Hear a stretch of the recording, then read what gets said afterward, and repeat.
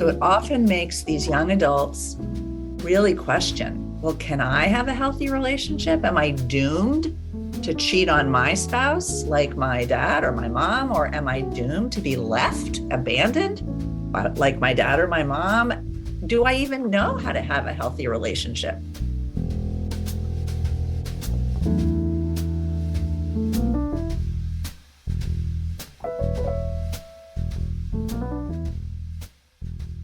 Hi, I'm Kate Scharf, host of Divorce on Planet Earth, real-world advice for well-intentioned humans. When we think about the impact of divorce on kids, we all tend to think of very young or school-age children, but the rates of divorce among people over 50, the so-called gray divorce, are on the rise. And because their kids are adults, often with families of their own, we tend to assume that these kids are just fine, that the divorce doesn't have the kind of impact on them that it does on younger kids. But the psychotherapy community is learning that that's not true, that the impact on adult children of divorce is just as profound as it is for younger kids, often in profoundly destabilizing ways. Adults whose parents split, the invisible children of divorce, on today's episode of Divorce on Planet Earth.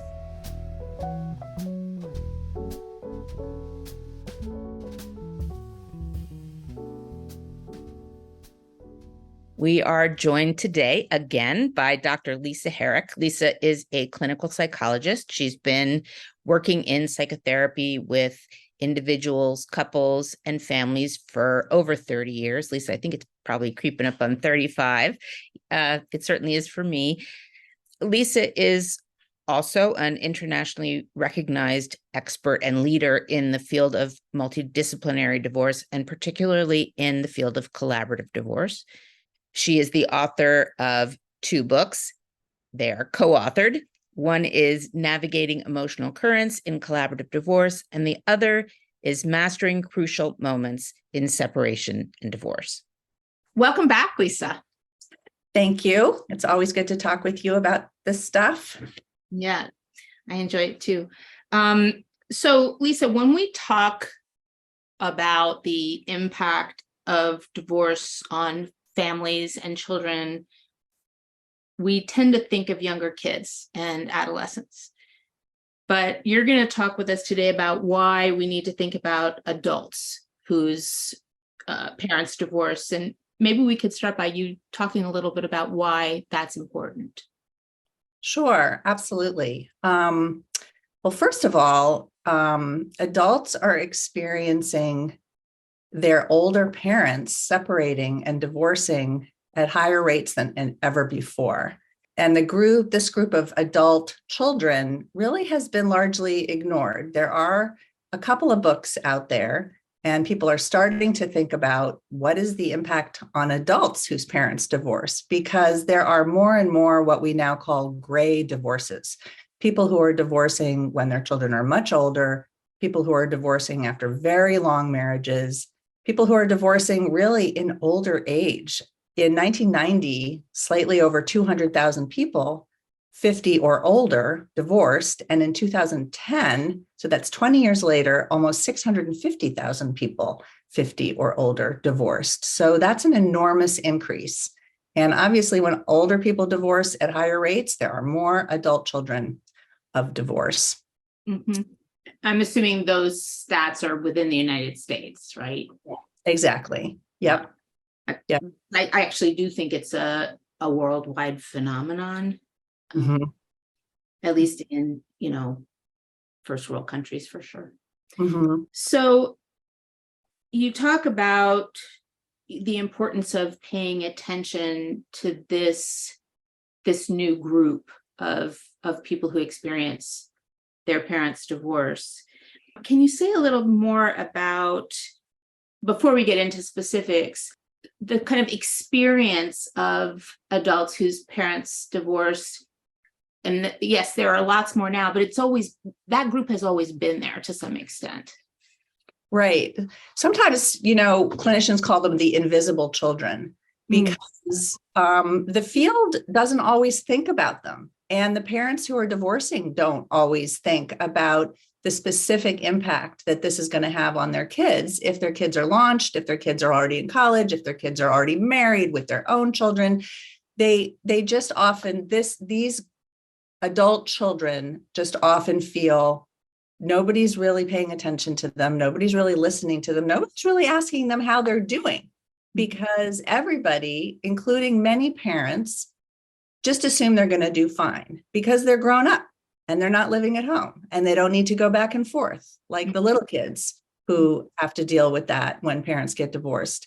And so there's just an assumption in society at large, which seeps down to the people who actually get divorced, that, if you get divorced and your kids are grown, like they're going to be fine. They're going to be fine. They're already out of the house. Obviously you love your kids, you want to know how they're doing, but there isn't a lot of attention paid to them. So these days, more and more people in the field are starting to think, well, let's look into this. Let's really figure out how these adult children are doing. What are the specific impacts on them? And how can we help the older parents who are getting divorced just do a better job of being good parents, no matter how old they are? So what are some of the factors, you've alluded to some, but you've alluded to some of the things that parents assume will not be true for their adult kids of divorce. And I think you're saying there are some similarities that we haven't thought about between the age groups. But what are some of the factors that do distinguish the experience of adults or young adults whose parents divorced from their younger counterparts? Sure. Yeah. Well, I think just to say a word about some similarities, like obviously the fundamental similarity is that when your family changes in fundamental and significant ways, there's a big emotional impact on your life. When you're younger, the impact is logistical frequently, as well as emotional.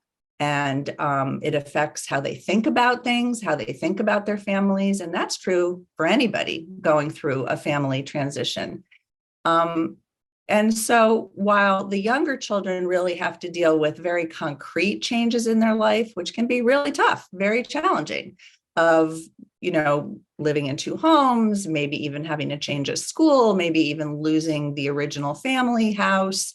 There are a lot of things that just can affect younger children's day-to-day lives, but older kids who are launched, who are already out of the house, perhaps already living in their own home or married, depending on how old they are, they experience some things differently because, for one thing, they have been in this family for a lot longer. The traditions are rooted. They've grown up with a history and familiarity with the way their family is that has gone on for much longer than for a 10-year-old or a 12-year-old or even a 14-year-old. These are 20, 30, 40-year-olds who have lived an entire life with their family functioning in a certain way. And whatever they think about their parents' marriage, they've been living with that for decades. And this is a huge change. So there are a lot of different kinds of losses, not necessarily logistical losses, although sometimes those could be included, but loss in terms of the meaning of their family, the memories of their family, their expectations of the future, all sorts of things. And I don't know, I think it's my personal and professional experience that the older we get, in some ways, the more difficult it is to adapt to change. I mean, we're less plastic, I think, as our personalities congeal. Yeah, well, I think when you are a young adult or an older adult and your parents decide to separate, it can really feel like the rug has been pulled out from under you. Depending on where these adult children are in their own development, they can have a variety of feelings. They can feel, did my parents stay together because of me? Like, were they waiting to separate until I was out of the house? And if so, like, should I feel guilty about that for keeping them together when they really didn't want to be together? Maybe they feel angry because I never asked you to stay together for me. I wasn't really given that choice. So I hope you didn't make all these decisions based on me. But they can also just feel like, wow, what do I make of my growing up years now? Like, was it what I thought? Was our family what I thought? Did you ever love each other? They go through memories sometimes and try to piece together a narrative that makes sense to them. Because while some adult children might see this coming, and in fact, I've talked to some adult children who said, like, I knew my parents were miserable. I was like waiting for them to decide to get divorced. In fact, I talked to them like, why don't you guys just split up? You're miserable. So this is a surprise to me, not because they're getting divorced, but because how come they waited all those years? I don't get it. And what was happening in our family all those years? Yeah. So it just raises so many questions about history and narrative and who the family was. Mhm. And of course, that has a huge impact on people. It's really like having the rug pulled out from under you when that happens. I mean, I sometimes think that having parents divorce when you are an adult is a little bit like being cheated on, right? It feels a little bit like infidelity, where the narrative of your life no longer makes sense. And especially if one of the parents is already involved or is, joyfully dating, it's like being a child, of a parent who's having an affair, in the way that their state of mind doesn't match your experience, which feels very much like an abandonment. Absolutely. Yeah, absolutely. Of course, there are so many different circumstances that can lead to a gray divorce, an older divorce, a later divorce. And of course, sometimes people get divorced in later years because their relationship really has changed substantially. And their early years really were pretty happy. And the family really did function like pretty well. And all of the happy memories are true and real, and they really did happen. And it's a growing apart in later years, or it's a realization that now I have freedom to make my own individual choices, and I choose to live a different way. I choose to retire in a different way. I want to live in a different place in the nation or in the world. So sometimes older people make these decisions in later life, and it really isn't a negation of what happened earlier, but sometimes it is. And I think adult children are trying to figure that out. They're trying to figure out why now, what does it mean, and what are the threads that go back into my history. And depending on the circumstances, you're absolutely right. It can feel like, wait a minute, you cannot change the rules of the game this late. Like, that's crazy. Why would you do this when you're this old, when you're this vulnerable? And when these older divorces happen clearly because one spouse is choosing it and the other spouse is heartbroken, that's another whole picture for adults that's really painful in terms of how do they navigate the sort of perhaps happy or relieved escape of one parent and the devastation in another. That is a tough spot for adults. Yeah. And I mean, there's another way in which I think we as professionals and as a society have really downplayed the ways in which the impact on adult children of divorce is very similar to younger kids, where, every kid of a parent, no matter what age, is identified with both parents. And so when their parents split up, it's very difficult, especially if there's sort of, as is true for most divorcing couples, the two are not in the same psychological space. Somebody's typically the initiator and somebody's sort of emotionally behind in the grieving process. Really difficult to figure out how to deal with your identification as an adult, or emerging identification with your older parents. How do I be a parent? Do I want to be a parent like them or not like them? Do I want to age in the way that, how to hold on to the integration of your identification with two parents when there's this massive destabilization of their marriage, Yes, that's huge, I think. And for adults, that can be really complicated. One of the things that you and I have talked about before is the phenomenon of working with parents who say, we don't want to do this while our kids are still at home. We're going to wait until they launch. And it's going to be easier because they don't have to go back and forth. It will be easier because they're not going to have to change schools. It's not going to be so painful if we have to sell the house. So we're going to wait. And I certainly would never counsel miserable parents, people who feel like we are living in an intolerable situation and I'm dying a slow death of my soul. I would never tell those people, like, you got to wait or don't do it. But the fact is, it's really helpful for people to understand there's no perfect time to do this. And waiting until kids launch doesn't protect them from pain and complication. It's just a different picture. And really, the challenge for parents is just tune into what your kids are going through at whatever stage and try to understand that and be helpful to them at that stage. So, if you're miserable, it's not going to necessarily be helpful to your kids to wait until they're 22. Because, as you say, when you're 22, there are so many implications for your own adult identity and your own capacity to have a healthy relationship.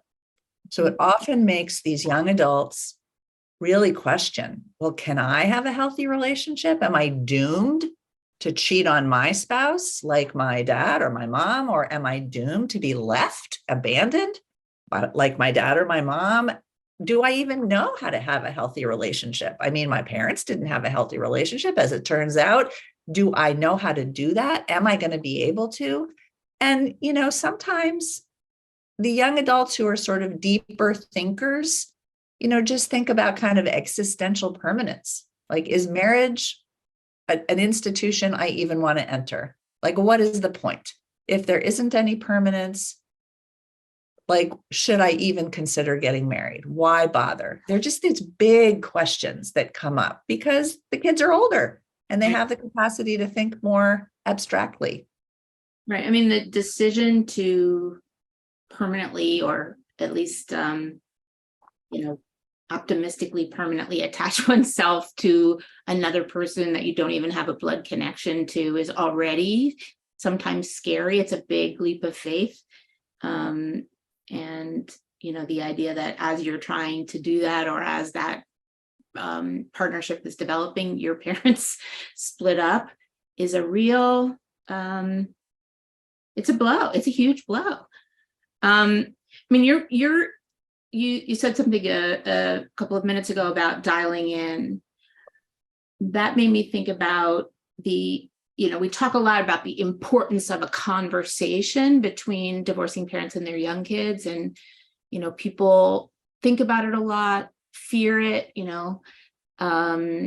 it come perhaps to a professional like you or like me to talk about, well, what could we put together as, a shared narrative for how to talk to our young kids about what's going on and how to reassure them. And you've been on this podcast before talking about these are the protective factors, that you can put into place and continue to talk about with your kids to try to ensure that they make a good adjustment. But nobody really thinks about that systematically when it comes to older kids. So can you say something about that? The putting together of a conversation that's age appropriate, but does some of the same protective things, and how to think about it, maybe how to do it. Yes. I mean, there are a number of different pieces to that question, that all of which are important. So let me try to sort of break it down into the different things that are just so helpful for parents to think about. One thing that you're mentioning is that when people go through a divorce at a younger age and their kids are at home, or, maybe just emerging from home, there are usually processes, whether you're working with two negotiating attorneys, or you're working with a mental health coach, or you're working with a mediator who's tuning into family issues, there there is attention paid to, as you say, how are you going to tell your children? When are you going to tell them? What are you going to tell them? And how can you do this in a cohesive, integrated way so that it's reassuring and so it's clear and so it's not confusing? And, a lot of professionals in the divorce field are very good at doing that. They're very good at guiding parents, talking to parents, helping parents get onto the same page, and helping parents develop a template, not just for their custody agreement, but how to help the children in the months and years ahead.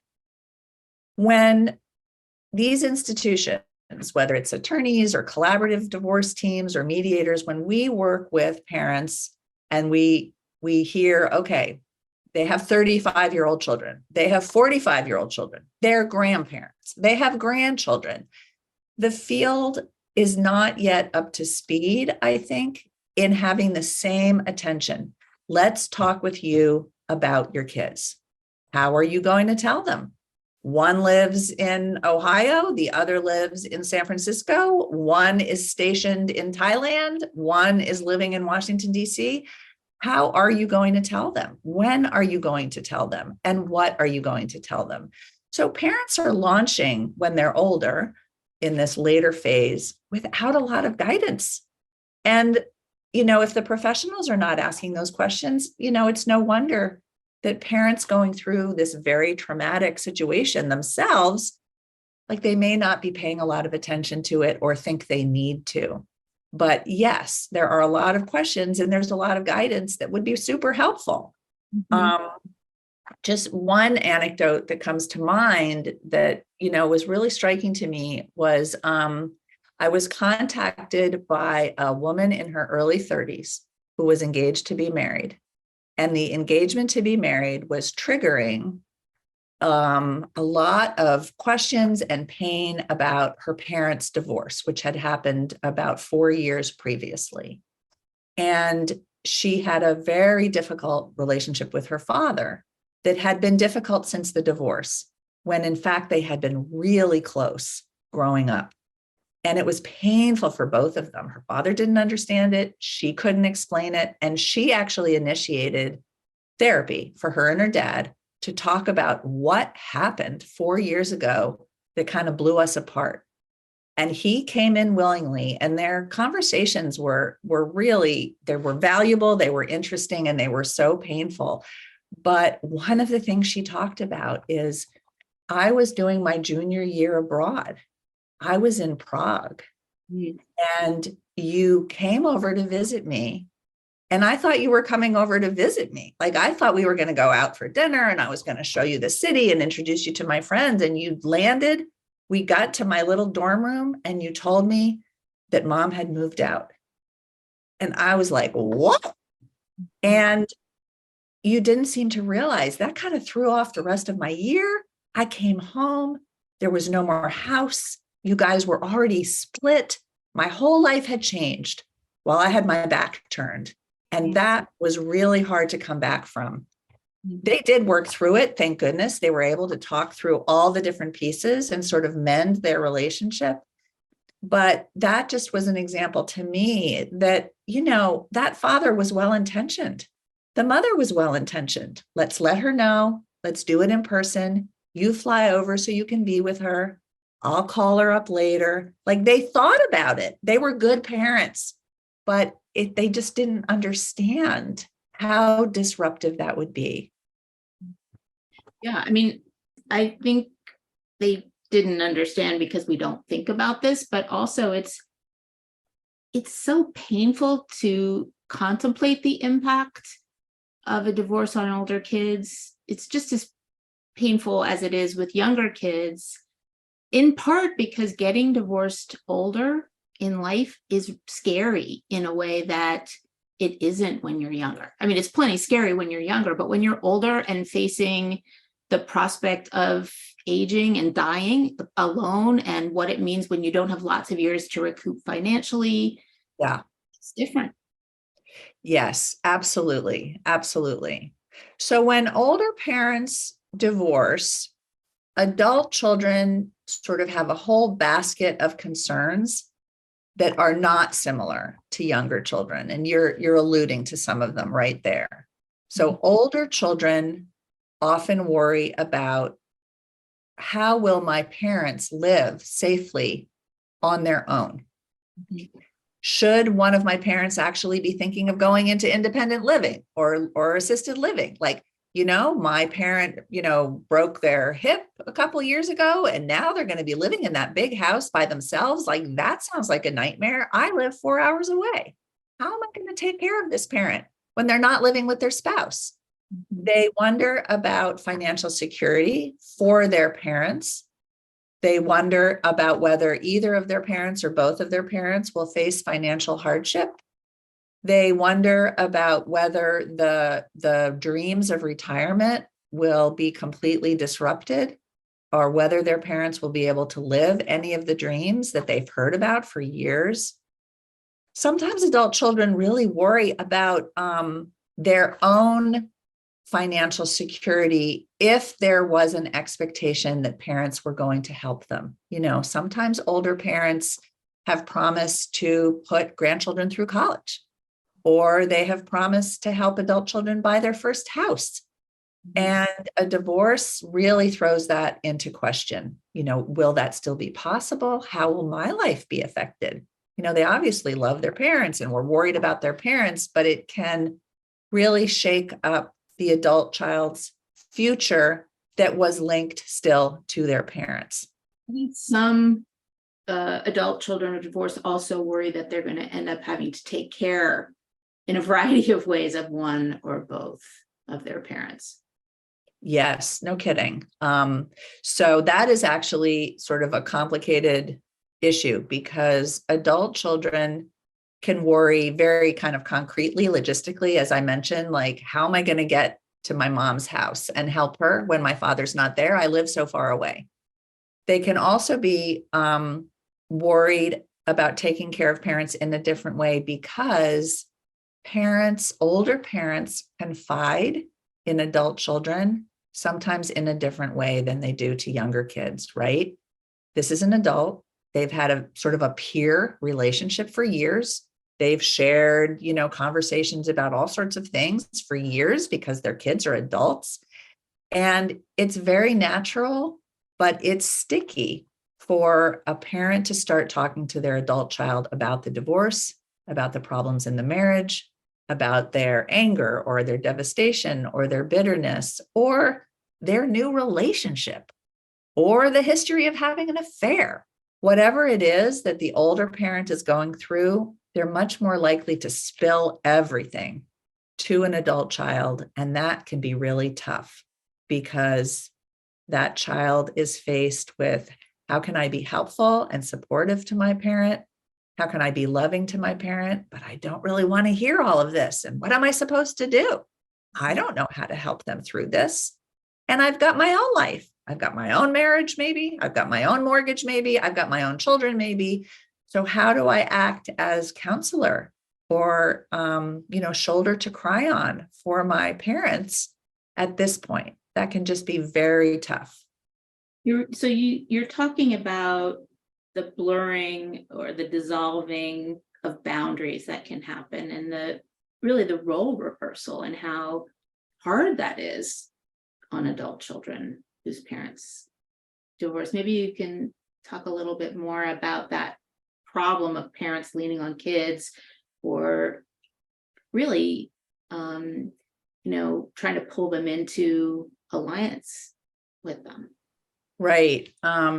Yeah, you had mentioned when we were talking about this conversation, sort of the notion that as young adults or adults in their 30s or 40s are sort of forging ahead in their lives in so many ways, what is it like to have parents in some ways going backwards? Now, in an ideal situation, the divorcing parents feel optimistic and they feel like they're going to be able to live a good life, and it doesn't look bad. But in many cases, there's so much worry and anxiety and concrete difficulties that it does feel like parents are somehow sinking backwards into a life of uncertainty and insecurity. And parents seem younger. They seem worried. They seem anxious, perhaps, in new ways. And it does feel like a role reversal. Some parents, have not been used to doing things like their finances. One spouse did all the finances and the other spouse never did. And suddenly you have an adult child having to teach their parent, this is how you deal with your bank accounts.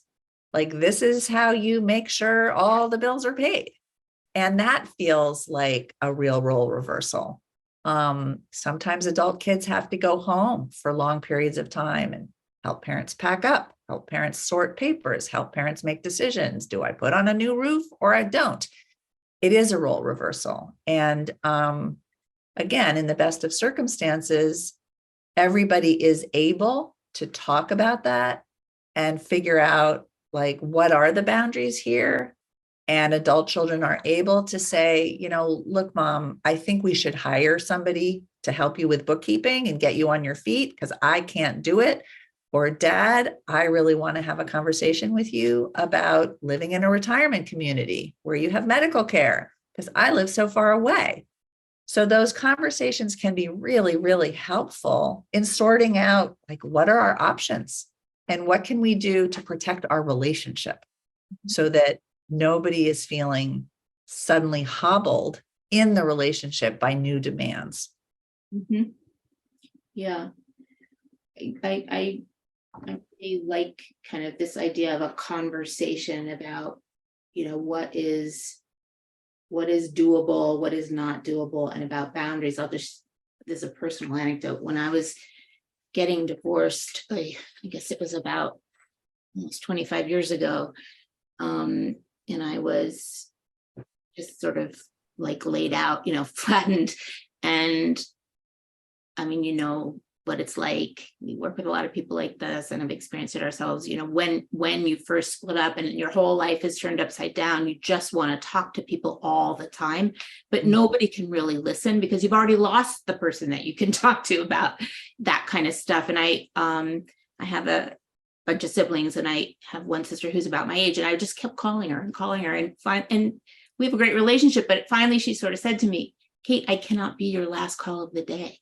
And it was a horrible moment for me, but it was completely true. And it actually was the thing that helped me sort of take ownership of my recovery process. And, if parents can get in touch with the need of, to allow their children to set those boundaries and not have to be their last call of the day, and actually, how much they really need reassurance from their parents. I think that's a really good conversation for us to start having. Yes, absolutely. And I'm really glad you brought up just the idea of what happened between you and your sister, because one of the things that I want to say to parents who are going through this or their adult children is, if you have siblings, they are crucial. Siblings, when they're older and they're living far apart from one another, and they maybe only see each other for holidays, or they only see each other when the children, the nieces and the nephews are running around, they don't really always have conversations about the fact that their parents are getting divorced or have divorced. They, I'm not saying they avoid it or they don't touch on it, but siblings don't necessarily all gather, even on Zoom, to talk about what they're each going through. And one of the things that that collaborative divorce in our area offers are what we call child specialists, a mental health professional, to meet with children going through divorce, no matter how old they are. We didn't used to do this with adults. We didn't even think about it. Now, no matter how old the children are, we offer parents the option of talking to their kids about meeting with we call them now family specialists, because some of these children are in their 40s or even 50s. Mm-hmm. One of the things child specialists have learned is that not just speaking to each child, but bringing the siblings together. These days, it's on a Zoom usually, to have a sibling meeting is unbelievably helpful. Yeah. One of the things they learn is that different siblings are often serving different roles, right? There might be one child that's serving as the confidant and another child who's being tapped to do all the housekeeping and repairs and all that stuff. And one of the siblings might be checked out. It's not affecting me. I don't really talk to mom and dad. I don't really want to be involved. Bringing the siblings together to having a conversation can be really life-changing and create a way to support one another in a manner that doesn't burn anybody out. Yeah, no, I think you're raising a really important point about the evolution of collaborative and other facilitated divorce process that don't involve court. And we've talked about court and how it's sort of anti everything that we're talking about today. When I am working with a divorcing couple who's older, I mean, you've probably heard this too, you know, our kids are out of the house, or, you know, one of our kids is already married and has kids, so we don't need to talk about him. And that's supported by the fact that when you're getting divorced with younger kids, custody just comes up, you know, automatically as part of the legal process. And hopefully you're in a process that's going to do what you're saying, which is support you in supporting your kids. But when they've aged out of a custody agreement, nobody is saying to you, we need to have this conversation unless you're in a process such as collaborative. That's right. That's right. Yes. And so I think what you and I are sort of conveying to your audience, whether you are the parent who's contemplating a separation or going through a divorce, or you are the adult child whose parents are divorcing or divorced, create that structure for yourself. You know, seek guidance from professionals who know about this. There are plenty of people out there who can help. And think about all of the decisions and impacts that are going to flow from this change in the family and how best to address them. And either talk about them directly with your family members or get help to talk about them, because they can be some really tough conversations. And, you know, find a professional who can do all sorts of things to help you get through this, whether it's to be your shoulder to lean on, or who can help you talk to your family members in a way that is thoughtful and recognizes all of the complicated impacts that this kind of change can affect. Yeah, I think I would put in a plug here for finding a professional here, whether it's sort of a family therapist or a coach who has explicit expertise in separation and divorce, because it's really different. It's a different animal, I think, that work. Absolutely. Right. Yeah. Like, for example, one thing that sort of a wonderful family therapist who is not familiar with divorce issues might not think about when working with parents, older parents getting divorced. Maybe they have kids in college. Maybe they have kids in their, late 20s or 30s. One thing that's really helpful, even though there's no custody agreement, because these kids are adults, to think about what's the best way to approach like holidays or vacations when our family has been close and we have gathered at different times of year. Maybe there are grandchildren, maybe there aren't, but it's a delicate balance, right? Because the kids are older, they make their own decisions, they have their own schedules and rhythms. But it can be really helpful for parents to offer an idea for how to arrange things rather than say, well, what do you want to do? Who do you want to spend Christmas with? Are you going to vacation this summer with me or with your mom? It's really helpful if parents, it's not a custody agreement. It's a way of helping your family to be able to say, mom and I, dad and I have talked. And one thought we have would be, for this summer, If you're planning to spend the vacation with a grandparent, maybe think about spending it with your dad this summer. And that's fine. We both feel fine about that. And if you're going to come back to town for Thanksgiving, maybe that you can be with the other parent for Thanksgiving, and that's fine.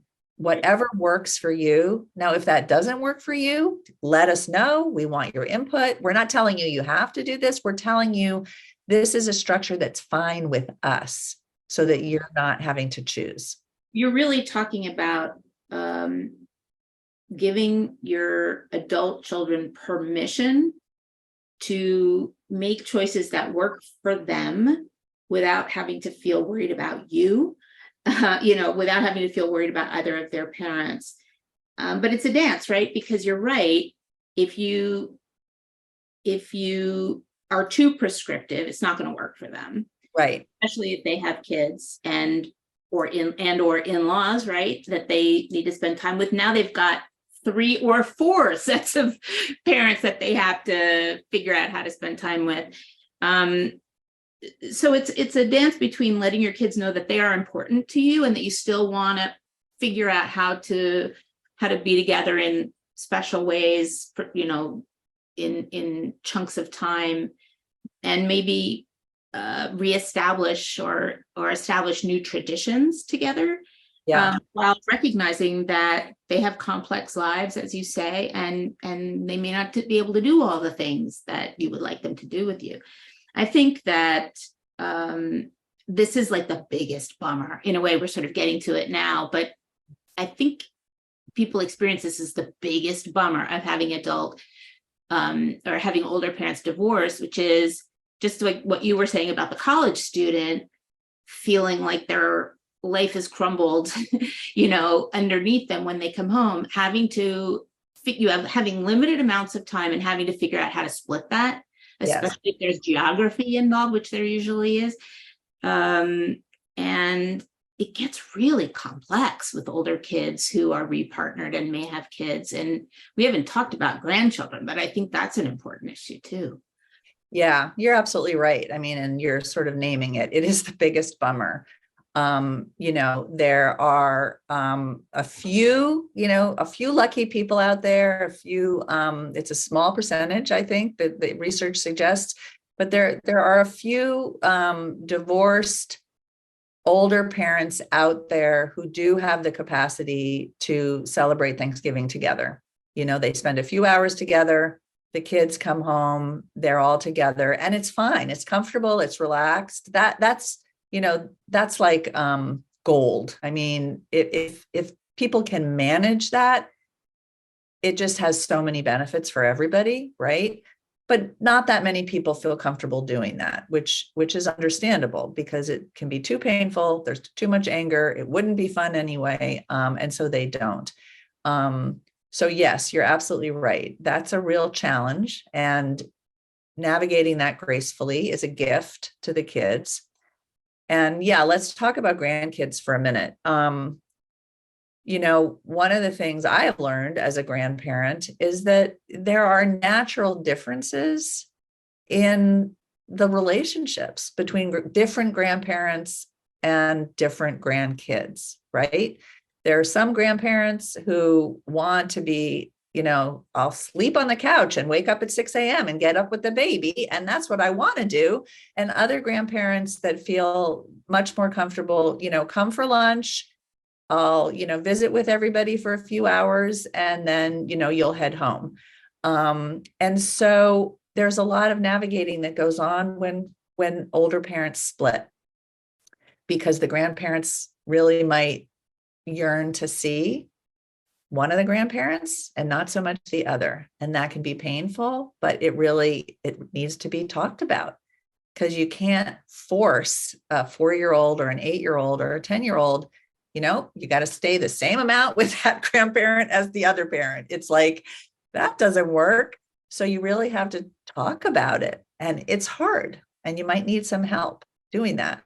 Yeah. I mean, I think there's a lot of anxiety frequently between older parents or grandparents who divorce, because they know they have that the amount of time available to them is shrunk. Yes. They want to be around for as many of the important passages and their grandchildren growing up as they can. And sometimes this does result in kind of jockeying for time, but to the extent that older parents can manage their anxiety, it actually improves the quality. You may have less time, but the quality of it will be a lot better. Yes, absolutely. I was just thinking of something else that's sort of tangentially connected to this conversation, and that is the fact that I want to recognize the complexity for older parents that comes from their adult children wanting to intrude more, wanting to know more information, asking more. Well, what is your lawyer saying to you? Well, what is the settlement? Well, how much money are you going to have? They naturally are curious. They naturally want to know, like, more information might make them feel better. And so adult children may ask a lot more, and they may get into the process and give advice. They may want to talk to your lawyers. They may want to be part of the process. And of course, it varies, person by person, but that's something that can be really challenging for older parents on both ends, right? Wanting the advice and wanting to talk to their adult children, but also realizing, oh, this doesn't feel like a good boundary, and I don't really want them right in the middle of my process. So just another sticky thing to think about. And what's best, and how can both the adult children and the parents talk about, well, what makes sense here? Like, how much information is helpful to you? How much information is just going to make you anxious? How much should I lean on you? What boundaries should I set? Just another whole thing, because they're adults, right? They're just. That's a great point. It's true on the one hand that as kids get older, especially as they come into adulthood, it might be appropriate to give them a little more detail. But at the same time, I think you're speaking to the fact that more detail might not be even in your adult children's best interest, or, it's not really any of their business, some of it, the specifics of your infidelity, or maybe the specifics of a lot of things, or maybe it should wait until everybody is calmer. Yeah. I really think that a lot. As you were talking, it occurred to me, we've focused, I think, because we should, on the stuff that's tough. One of the things about people getting divorced later, that there is something really powerful, positively powerful, in modeling for your adult kids that, positive change can happen at any age. If you can talk about, as you talked about earlier, that making a change doesn't negate the goodness that was your childhood. And when parents can say, no, we really were in love and we loved having you, and we're going to tell stories about you to your kids, and about our lives over the years, the communication there is, you don't need to be so scared that I am actually doing this because it allows me to become a more evolved, happier person, even though I'm 65. And I've learned a lot about myself, and so has your other parent, over the years. And we grew apart, but that doesn't necessarily mean that you and your partner will. But if it does, it'll be for good reasons. I don't mean to whitewash things or put simply a positive spin, but when people kind of emerge from the fog of divorce, if that message can be conveyed, I think it can be actually a really positive thing sometimes for their kids. Yes, I'm really glad you brought that up. I totally agree with you. I think when parents are able, when things settle down and they feel a little bit more clarity about what the future is going to look like and how things are going to be arranged, I think many people who go through this do find the strength to have conversations with their children where it's not focused on blame of the other parent. It is focused on why we evolved in this direction. And as you say, that it has been a gradual change, perhaps over years.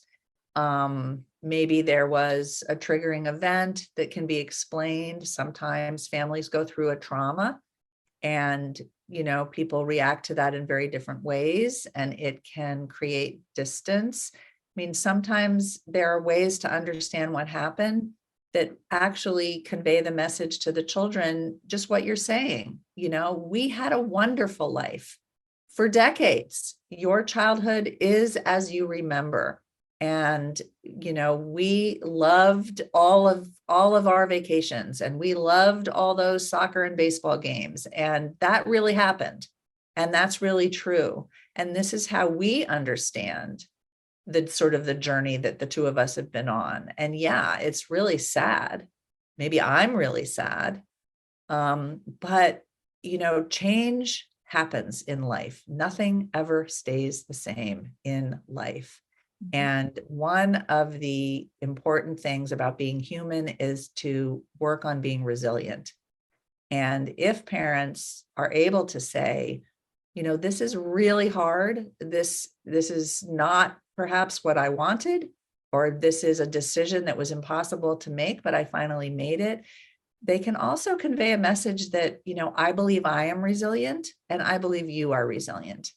I believe we are resilient. We are a resilient family. We have a lot of strengths. We've been through, decades together, and we can navigate this and come out the other end and have close, loving relationships and wonderful times. We're just going through a really tough place now, but, we're going to do everything we can to help you feel resilient.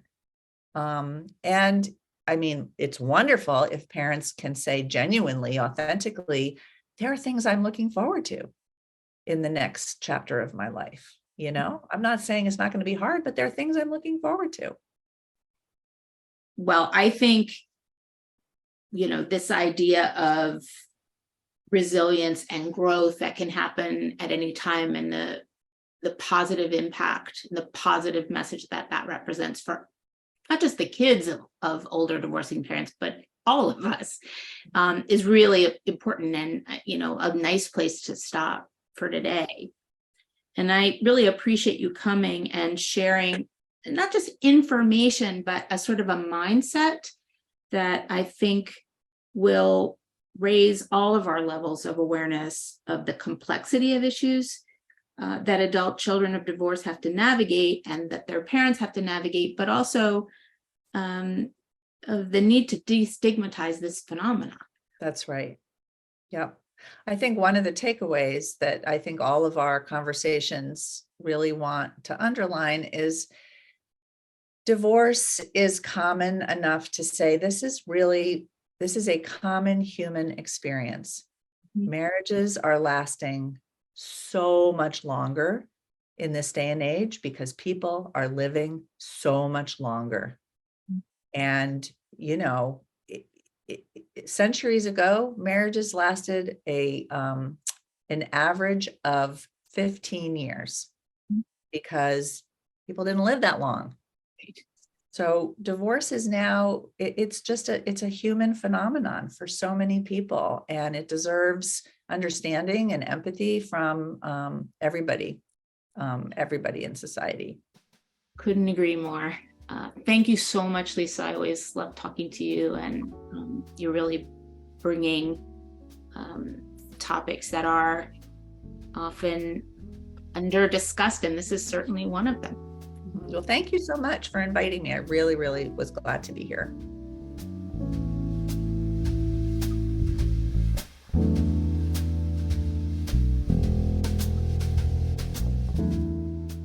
Thanks for listening to Divorce on Planet Earth.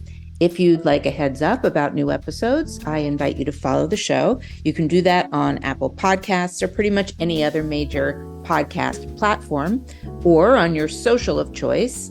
On Instagram, I am Kate_Scharf. On X, I am @Kate Scharf. And on Facebook, I am Kate Scharf, MSW. That's M like Mary, S like sunshine, W like whatever. You'll also find my blog, Relationships on Planet Earth, and other information about me and my work at katescharf.com. I hope what you've heard here has been helpful, but since everyone's situation is different, the content is not intended as a substitute for clinical advice or recommendations. Talk to you next time.